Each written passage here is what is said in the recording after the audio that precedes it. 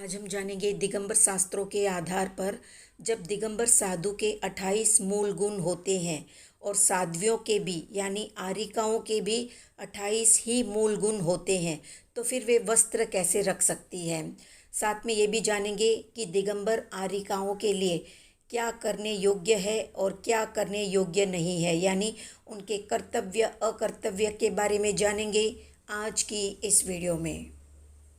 तो जैसे श्वेतांबर साधु के 5 महाव्रत, 5 समिति और 3 गुप्ती ये मूल गुण होते हैं, ठीक वैसे ही दिगंबर साधु और दिगंबर आरिका के 28 मूल गुण होते हैं। जैसे 5 महाव्रत, 5 समिति, 5 इंद्रिय निरोध, 6 आवश्यक क्रिया, लोच, अचेलत्व, स्नान का त्याग, क्षिति शयन, दंत धावन त्याग, स्थिति भोजन और एक भक्त। तो इनके बारे में थोड़ा सा विस्तार से जानेंगे आगे की वीडियो में। आगे बढ़ने से पहले अगर आप चैनल पर नए हैं तो सब्सक्राइब कर दें और वीडियो को हाइप करें, लाइक करें और शेयर करें। तो यहाँ पर एक प्रश्न होता है कि जब आरिकाओं के सभी व्रत दिगंबर साधु के समान ही है तो फिर वे वस्त्र कैसे रखती है। तो इस पर आचार्यों ने कहा है कि आरिकाओं को अपने पहनने के लिए 2 साड़ी रखनी चाहिए। इन 2 साड़ी के अलावा तीसरा वस्त्र रखने पर उनके लिए प्रायश्चित आता है। इन 2 वस्त्रों में भी 2 साड़ी लगभग 16-16 हाथ की होती है। एक बार में एक ही पहनी जाती है और दूसरी को धोकर सुखा दी जाती है, जो कि दूसरे दिन काम आती है। अब जानते हैं कि आरिकाओं के कर्तव्य अकर्तव्य या वे क्या कर सकती है क्या नहीं कर सकती है उसके बारे में। तो आरिकाएं गुरु की वंदना के लिए अकेली नहीं जा सकती। गनिनी यानी जो उनकी प्रमुख होती है उनसे आज्ञा लेकर 2-4 आरिकाएं मिलकर जा सकती है। अकेले बैठकर दिगंबर मुनि से चर्चा वार्तालाप आदि नहीं कर सकती। मुनि की सेवा वैयावृत्ति आदि भी नहीं कर सकती। गीत गाना, रोना, वस्त्र सीना आदि कोई भी कार्य नहीं कर सकती। गृहस्थों के बच्चों को लाड प्यार नहीं कर सकती।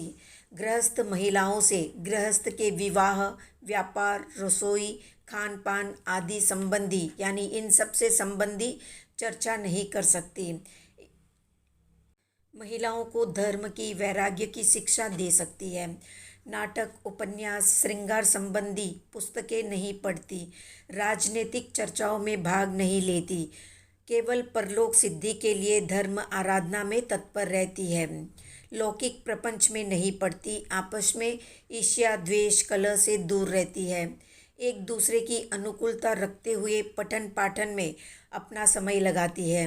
आरिकाएं कुछ भी आरंभ नहीं करती है, जैसे पानी गर्म करना, छानना, लाना, भरना इत्यादि। गृहस्थ संबंधी कार्यों का उनके त्याग रहता है। बीमारी में भी अपने हाथ से औषधि नहीं बनाती।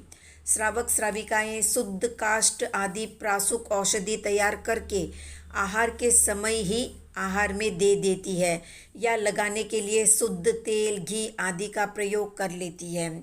श्रावक लोग इनके कमंडलू में यानी आरिकाओं के कमंडलू में गर्म पानी को भर देते हैं। वे अपनी साड़ी को एक कमंडलू के जल से धो सकती है। बिना गर्म किया हुआ कच्चा जल हाथ से नहीं छूती।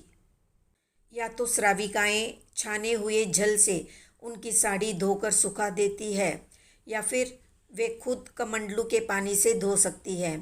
आरिकाएं साबुन आदि वस्तुओं का भी प्रयोग नहीं कर सकती। आहार के लिए मन वचन काय से कुछ भी नहीं कहती। श्रावकों के यहाँ जैसा मिला, जो भी मिला, दोषों से रहित प्राशुक आहार ले लेती है, चाहे वो सरस हो या फिर नीरस, और उस खाने को अपने हाथों की अंजुलि से ग्रहण करती है। मुनि के समान यानी दिगंबर मुनि के समान 2, 3 या 4 महीने में एक बार केसलोच करती है। साधुओं के ठिकाने में आरिकाओं का रहना, लेटना, बैठना, स्वाध्याय करना आदि सारे ही वर्जित है। मासिक धर्म की अवस्था में आरिकाएं 3 दिन तक मौन से रहती है। जिन मंदिर में अलग स्थान में रहती है, किसी को भी स्पर्श नहीं करती, न कोई पुस्तक आदि ही पढ़ती है या छू सकती है। मौन पूर्वक केवल मन में नमोकार मंत्र और 12 भावनाओं का चिंतन कर सकती है। 6 आवश्यक क्रिया यानी सामायिक, प्रतिक्रमण आदि भी केवल मन में चिंतन कर सकती है। होठ, जिह्वा आदि न हिलने पाए ऐसा मंत्र, स्तोत्र आदि का चिंतन मनन करती है। यदि उपवास करने की शक्ति है तो 3 दिन उपवास करती है या फिर 1 या 2 उपवास कर लेती है। शक्ति न होने से तीनों दिन 6 रस यानी 6 रसों से रहित नीरस आहार कर लेती है। जो श्राविका आहार कराती है वे इनका स्पर्श नहीं करती। 3 दिन के बाद श्राविकाएँ इन्हें गर्म जल से स्नान करा देती हैं। तब आरिका गनिनी के पास आकर यदि आचार्य संग में है तो गनिनी के साथ आचार्य के पास जाती है। गनिनी आचार्य द्वारा इनको प्रायश्चित दिया जाता है या आचार्य के न होने पर गनिनी ही इनको प्रायश्चित दे देती है। गनिनी यानी इनके गण की यानी साध्वियों के गण की जो प्रमुख है उसकी आज्ञा ली जाती है। दिगंबर आरिकाएँ सिले हुए वस्त्र नहीं पहनती यानी उनकी जो साड़ी होती है वो बिना सिली हुई होती है। ये सारी ही आरिकाएँ एक श्वेत साड़ी पहनती है, हाथ में मयूर पंख की पिच्ची रखती है और शौच के लिए काठ या नारियल का कमंडलू रखती है। ज्ञान साधना के लिए शास्त्र को रखती है। सोने या बैठने में बिछाने के लिए घास, पाटा या चटाई भी रखती है। इसके अलावा उनके पास कुछ भी परिग्रह नहीं रहता। पठन पाठन में या ग्रंथ के लिखने के लिए कलम, स्याही, कागज आदि भी रख सकती है। आरिकाएँ कभी भी अकेली नहीं रहती, कम से कम 2 अवश्य ही होती है या फिर 3, 5 या 7 मिलकर आपस में एक दूसरे की रक्षा करते हुए वृद्ध आरिकाओं के साथ साथ निकलकर आहार के लिए श्रावक के यहाँ प्रवेश करती है। गृहस्थों के घर में कभी भी नहीं जाती, केवल आहार के समय ही जाती है।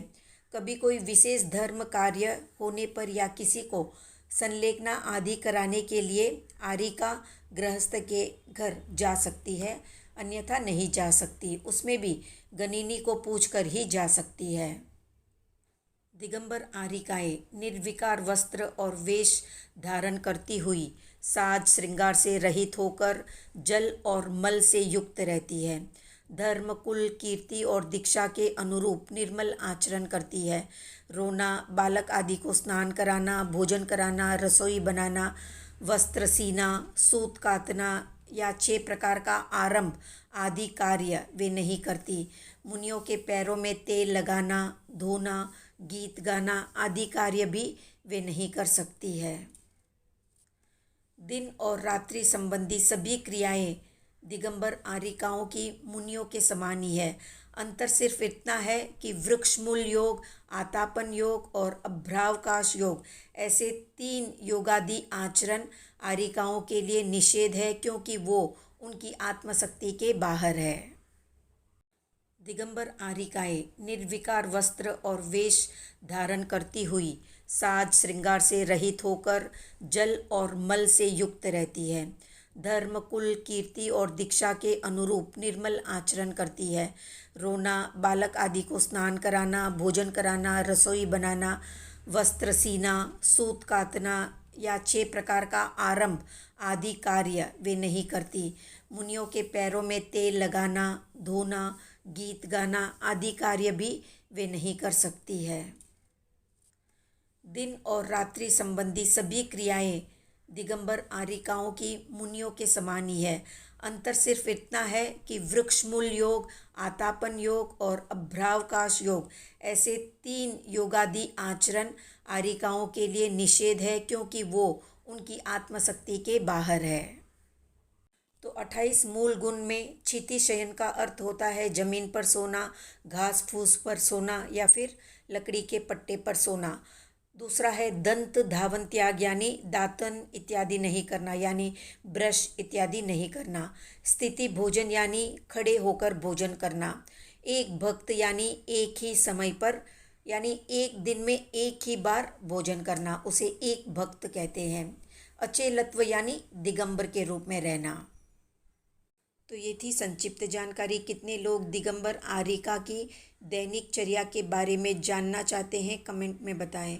वीडियो पसंद आया तो वीडियो को हाइप करें, लाइक करें, शेयर करें और सब्सक्राइब करें। अब आप हमारे व्हाट्सएप ग्रुप से भी जुड़ सकते हैं।